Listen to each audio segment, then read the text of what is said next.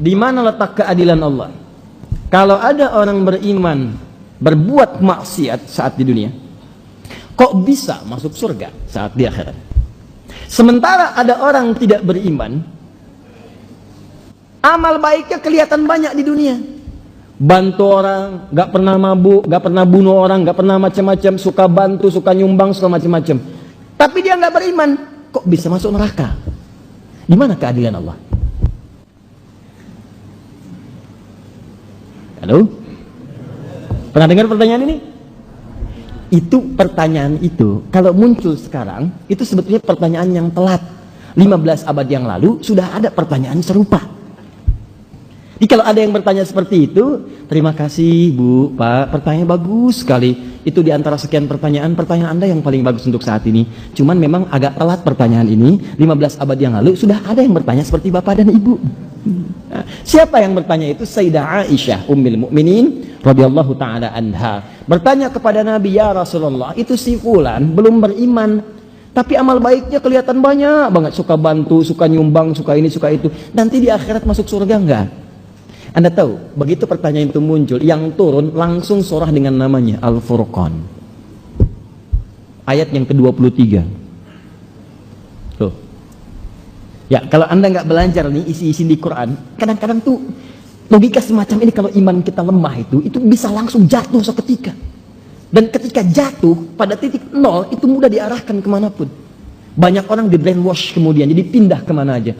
Bahkan nanti bisa keras, bisa kasar, bisa tembak orang, bunuh orang, kerjain ini, kerjain itu. Yang tadinya baik, tiba-tiba bisa jadi bermusuhan, bisa jadi macam-macam. Itu, hati-hati.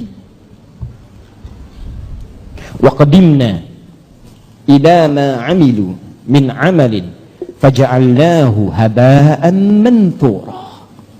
Quran surah ke-25 ayat 23. Dilihat sini. Saya berikan dulu petanya. Gambaran singkatnya. Kita tinggal di mana sekarang? Di bumi. Oh. Kenapa? Oh, ya sudah. Kalau sudah tidak ada harapan untuk kehidupan di bumi, maka saya sarankan pindahlah ke Bekasi. Karena banyak sekali harapan di Bekasi. Harapan indah, duta harapan, sampai ujung harapan.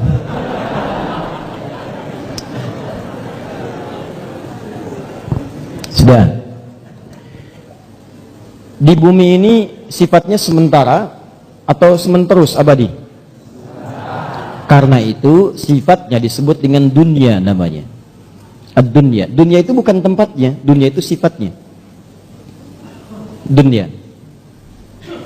Di tempatnya ardun, tempat yang dipijak. Kita terjemahkan karena kita memijak bumi, maka terjemahkan dengan bumi. Sifatnya disebut dengan dunia dari kata dana yadnu dunuan wa dunyaan. Dana yadnu dunuan wa dunyaan. Artinya bisa berarti sesuatu yang dekat dan singkat. Sangat singkat. Dekat, singkat. Wadanal jannataini, dan nanti saat masuk surga Anda bisa mendapatkan semua kenikmatan dekat sekali. Pengen anggur sambil bertelekan, petik. Pengen pisang, ambil. Pengen apel, ambil. Nggak susah, enak nikmat. Wadanal jannataini dan. Baik. Dunia itu sifat dari kata dana, mengambil makna yang kedua, sesuatu yang singkat. Kenapa kehidupan di bumi disebut dengan dunia? Ingin menunjukkan bahwa semua yang kita jalani rasanya teramat singkat. Masanya begitu dekat. Kayaknya baru kemarin kita ketemu ya. Iya, sudah punya cucu 5.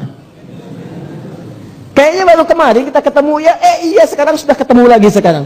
Kayaknya baru tadi pagi kita merencanakan taklim, hari ini sudah ada di sini. Kayaknya teman-teman sekalian, dan terasa begitu singkat. Singkat, kayaknya baru ini, kayaknya baru itu, dan semua sudah berlalu cukup sekian lama. Ini kehidupan di bumi itu semuanya singkat, karena itu disebut dengan dunia sifatnya. Jelas ke sini? Walaupun bahasa Al-Qur'annya disebut dengan ardun tempatnya. Ardun itu setiap tempat yang dipijak. Nah, karena kita memijak bumi, maka bumi disebut ardun. Kalaupun Anda sedang misal jalan-jalan atau yang ada kegiatan lain keluar bumi. Misal saya tahun depan mau liburan ke bulan, Nah, begitu Anda menginjak bulan, maka bulan pun menjadi ardun. Ardun, bulannya bahasa Arabnya komarun. Komar itu bulan, badrun itu purnama. Cuma ketika Anda keluar dari bumi memijak bulan dan menetap misalnya dalam beberapa waktu di situ, maka ketika Anda pijak itu menjadi ardun bagi Anda. Kalau sudah jadi ardun, maka tetap berlaku hukum zikir kepada Allah Subhanahu wa taala. Inna fi khalqis samawati wal ard wa ikhtilafil laili wan la ayatin liulil. Siapa ulul albab itu? Alladzina yadhkuru qiyaman wa qu'udan wa 'ala. Jadi walaupun Anda ke bulan, ke tempat lain misalnya, Anda berpijak, maka tidak mengurangi nilai zikir Anda kepada Allah Subhanahu wa taala. Saya contohkan bulan karena sudah ada orang yang pernah menginjak bulan. Ya, menurut sejarah. Siapa dia? Neil Armstrong, satu lagi? Aldrin. Ya, ada 3 orang. Yang ketiga? Selamat namanya. Selamat ya. Armstrong dan Aldrin menginjak bulan dengan selamat. Ya. Nah, ini singkat. Ditulis. Masya Allah. Catat dia. Tidak ada dalam sejarah itu. Baik. Pertama, Armstrong. Kedua, Aldrin. Ketiga, selamat. Nah, jadi jangan main-main kalau sedang di bumi. Sudah jangan main-main, itu singkat. Ingat, kita itu begitu singkat. Dan kita celakanya, kita tidak tahu kapan kita pulang. Ini masalahnya. Dan mungkin saja bisa terjadi kapan yang tidak kita kehendaki. Malam ini bisa, besok bisa, kita tidak tahu kapan pulang. Kalau Anda sudah merasa yakin akan pulang, akan meninggal dan begitu singkat, maka orang cerdas pasti akan menyiapkan bekal untuk pulangnya. Dan jangan main-main lagi. Ya, ibadi, kata Allah dalam hadis qudsi, ibadi khalaqtuka lil ibadati fala tal'ab. Hambaku, aku ciptakan kau itu untuk banyak ibadah, jangan banyak mainnya. Wa ma khalaqtul jinna wal insa illa liya'budun. Wa qasamtu laka rizqaka fala tat'ab. Dan kamu mesti yakin aku telah tentukan kadar rezekimu, jangan terlalu lelah. Kerja ini hanya untuk mengumpulkan. Aku udah bagi, kamu berikhtiar, kamu dapat. Kamu mendekat kepada saya untuk ibadah, saya berikan keberkahan dan luaskan rezekimu. Kamu tinggalkan saya untuk mencari dunia, maka saya akan buat kamu sibuk dalam urusan dunia. Kamu merangkak mencari dunia, sibuk. Malam mikirin dunia, sore mikirin dunia, siang mikirin dunia. Dan kata Allah, saya pastikan kamu pun tidak akan meraih lebih daripada apa yang telah aku tetapkan untukmu. Di bawah secapek Anda pun dapatnya cuma segitu juga. Jangan terlalu banyak mainin. Nah, jadi ketika Anda tinggalkan ini, bumi, pindah kemudian di satu tempat persimpangan, alam pemisah, disebut dengan barzakh. Barzakh itu pemisah. Bainahuma barzakhul la yabghiyan. Nah, kemudian tempatnya disebut dengan kubur. Afala ya'lamu idza bu'thira ma fil kubur. Nanti dari sini pindah kemudian ke akhirat. Di akhirat ini secara cepat baru kita bicara surga dan neraka. Surga dan neraka. Tengah-tengahnya ada Araf. Jadi kalau kita ingin bicara surga dengan neraka, fokus baik-baik, maka tempat yang dibicarakan bumi atau akhirat? Saya ulang. Di bumi ada surga tidak? Tidak. Ada neraka tidak? Tidak. Nah, di mana ada surga? Di akhirat. Kan pertanyaan tadi, kenapa dia tidak masuk surga, yang lain masuk surga? Berarti Anda sedang bicara hukum akhirat, bukan sedang bicara hukum dunia. Jelas? Nah, dalam kaidah mengatakan, di setiap tempat yang berbeda, pasti memiliki hukum yang tidak sama. Jangankan masalah akhirat, di bumi saja kalau tempatnya beda, hukumnya tidak sama. Toilet Lebak Bulus akan beda dengan toilet Kampung Rambutan. Di sini bayar 1.000, sana 2.000. Parkiran sini 3.000, parkiran sana 4.000. Anda ke GGP dengan Grand Mall, jangan harap kemudian bayarnya sama.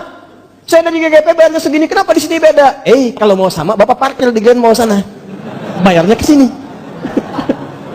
Silahkan. Oh, itu baru hukum dunia. Maka apalagi ketika Anda akan bawa ke hukum akhirat. Kalau Anda ingin pindah ke tempat yang lebih hebat lagi, tempat yang lebih bagus lagi, maka jangan samakan dengan hukum yang pernah Anda dapati saat berada di bumi. Makanya jangankan hukumnya, benda-benda bumi pun akan dibawa ke akhirat. Makanya ketika seseorang kemudian wafat itu artinya meninggalkan bumi, meninggalkan dunia. Maka disebutlah kemudian telah meninggal dunia.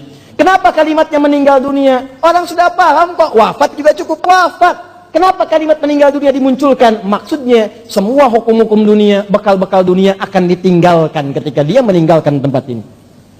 Ayo, antum yang kumpulkan uang yang banyak, antum kumpulkan handphone yang banyak, yang paling canggih, kumpulkan mobil yang paling hebat, luaskan rumah antum, silahkan. Cuman saya kasih tahu dari sekarang, begitu antum meninggalkan dunia, antum akan meninggalkan semua yang antum banggakan itu. Nggak usah takut. Kalau Anda disebut oleh sementara orang, kamu nggak kaya, nggak apa-apa, cukup hidup. Toh orang kaya juga kalau meninggal nggak akan dibawa kekayaannya. Silahkan cek, gelarnya sama, tinggalnya sama dalam tanah. Nggak percaya silahkan, dia meninggal, antum meninggal, sama aja. Nggak ada orang dikuburkan dengan mobilnya, dikuburkan dengan handphonenya, dengan rumahnya, dengan kebanggaannya, nggak ada. Kenapa? Karena yang dibawa ketika dia pulang ke tempat lain bukan bekal dunianya. Ini habis, tinggal. Apa yang dibawa ke akhirat? Yang dibawa itu bekal amal akhirat, bukan dunia.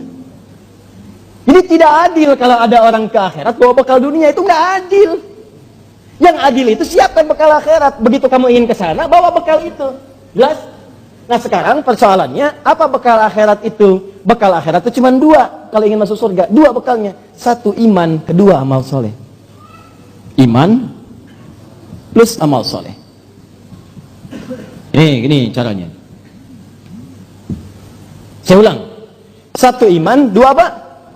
Amal soleh. Buka Quran surah kedua Al-Baqarah ayat 25, paling kanan sebelah atas. Wa basyiril ladzina amanu, iman, wa amilus solihati, amal soleh, anna lahum jannatin tajri min tahtihal anhar. Maka orang yang punya iman dan membuktikan imannya dengan amal soleh itu, kami akan jamin muaranya dengan surga, dengan segala keindahannya. Sungai-sungai mengalir di bawahnya dengan segala ragam dan jenisnya. Ada air susu, ada macam-macam, ada madu dan sebagainya. Maka kalau Anda ingin masuk ke surga, bekalnya cuma dua. Satu apa? Iman. Kedua apa? Amal soleh. Ini bekalnya. Pertama iman, diberikan bekal semua. Semua yang lahir itu membawa iman dalam dirinya. Cuman yang merubah itu lingkungannya. Kullu mauludin yuladu 'alal fitrah. Semua yang lahir dari rahim manusia manapun membawa fitrah. Fitrah diantaranya apa? Keimanan. Dari mana taunya? Buka Quran surah 30 ayat ke-30. Fa'aqim wajhaka lid-dini hanifa. Hadapkan dirimu kepada din yang sesungguhnya, yang lurus, yang benar. Apa itu din? Islam. Tahu dari mana? Quran surah ketiga ayat 19. Inna dina indallahil Islam. Teruskan ayat yang tadi. Fa'aqim wajhaka lid-dini hanifa. Din Islam. Fitratallahi allati fataran nasa 'alaiha. Itulah fitrah yang Allah berikan pada setiap manusia. Dia orang itu semua lahir ada fitrah. Fitrahnya itu beriman. Cuman sayang, kata Nabi, kullu mauludin yuladu 'alal fitrah fa abawahu yuhawwidani aw yunassirani aw yumajjisani. Maka lingkungan abawa itu bukan cuma orang tua. Kadang orang tuanya muslim, disekolahkan di tempat yang bukan islami, terbawa, pindah keyakinan, iman hilang. Itu jadi masalah. Gaul di tempat orang yang tidak beriman, ke bawah, ngobrol, diskusi, ke bawah, pindah, hilang keimanan. Itu bekal iman tidak ada, tinggal amal soleh. Apa bentuknya amal soleh? Nih, banyak. Setiap kegiatan kita berpeluang jadi amal soleh kalau dilakukan dengan iman. Contoh, mau duduk? Bismillah. Begitu saya duduk, itu kalimat bismillah ya, itu yang menjadikan duduk saya mendapatkan pahala. Itu yang disebut dengan amal soleh. Saya ulang ya, saya ulang. Fokus. Semua kegiatan di dalam Islam, dan saya pastikan kepada Anda, saya mencoba untuk meneliti di beberapa yang lain, saya tidak temukan, cuma di Islam. Ya, ini kaidah kita. Jadi kalau ditanya bisa jawab, bukan dalam konteks merendahkan yang lain, tidak. Perhatikan baik-baik. Cuma di dalam Islam yang semua aktivitasnya itu bersanding dengan doa, dari mulai bangun tidur sampai tidur lagi.